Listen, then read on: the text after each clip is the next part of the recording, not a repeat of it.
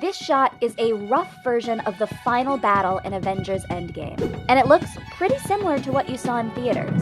But the process of putting this rough shot together began 3 years before the movie came out, well before the actors went on set and before a single frame was captured on camera.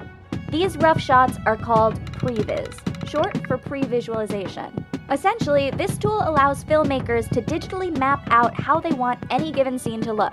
Directors can then use the previs as a guide for how to film scenes, sometimes frame for frame, once everyone's on set. Previs has been around for a long time, but in earlier movies, it was used in a much more limited way. But now, instead of just using previs in small doses, companies like The Third Floor have developed it into a tool for designing entire movies. And no studios embrace that approach more than Marvel, which has enlisted the help of The Third Floor for 19 of the 23 films in its Infinity Saga. For 2014's Captain America: The Winter Soldier, Marvel had gotten to the point of pre-visualizing 2/3 of a movie. Today, the studio is known to use visualization to map out every single scene, not just action scenes either. For Endgame, The Third Floor's work touched everything from the comedic scene with Hulk in the diner to emotional moments, like the one between Hawkeye and Black Widow on Vormir, leaving nothing up to chance in one of the most expensive movies ever made. The first visualizations of a Marvel film will often begin before the scripts. Occasionally, rough previs might be underway even before the cinematographer or director has signed on to the project, a practice that can be controversial in Hollywood. Director Lucrecia Martel said she turned down the offer to direct the upcoming Black Widow movie after Marvel told her not to worry about the action sequences. It is true that Marvel encourages their team of previs artists to play an active role in story development.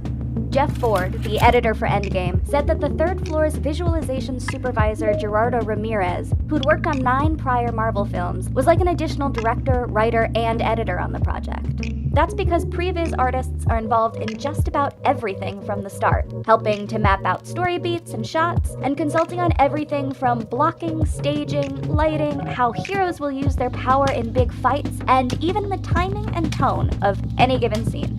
To understand just how crucial previs is to Marvel's process, let's go back to that final battle from Endgame, specifically the Avengers Assemble moment, when all the heroes return one by one through portals.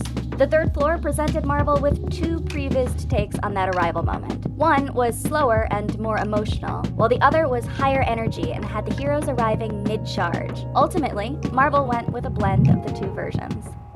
A lot of this is done to save money. Today's previs tools allow filmmakers to do virtual location scouting and test out advanced camera work.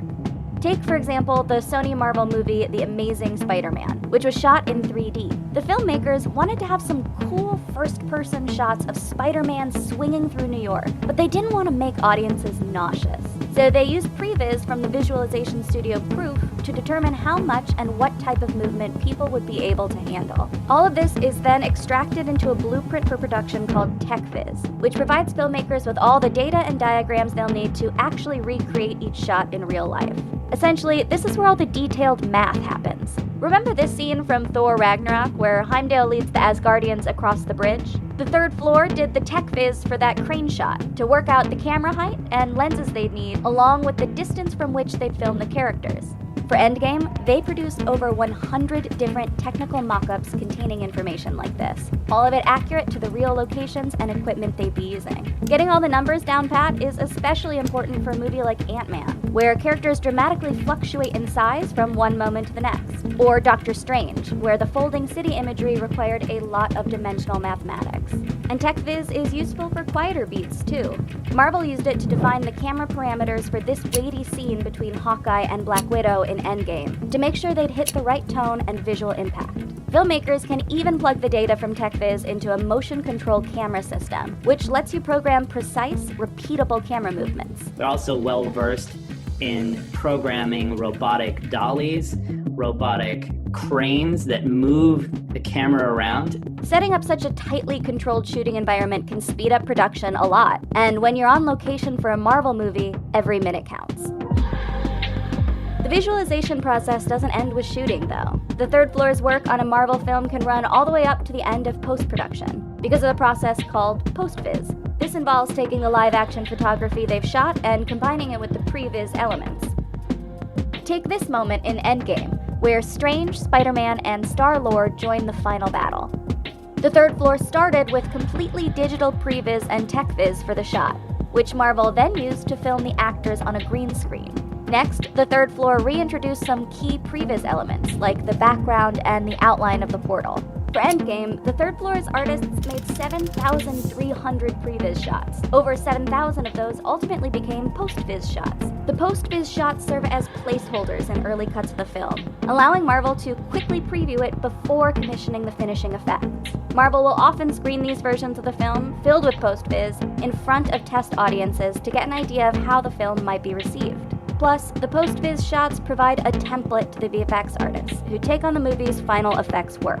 Using visualization from beginning to end can save Marvel millions on expensive effects and shoots.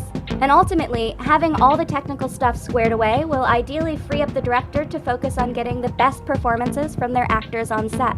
But doesn't having all of these shots pre-rendered diminish the role of directors on Marvel movies? Not necessarily.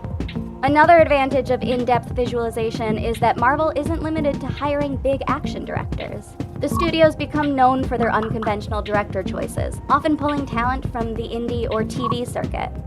Some directors might chafe at Marvel's wide-ranging use of previs. Others may welcome the fact that Marvel has a dedicated team of previs artists and VFX specialists who know how to plan out action sequences.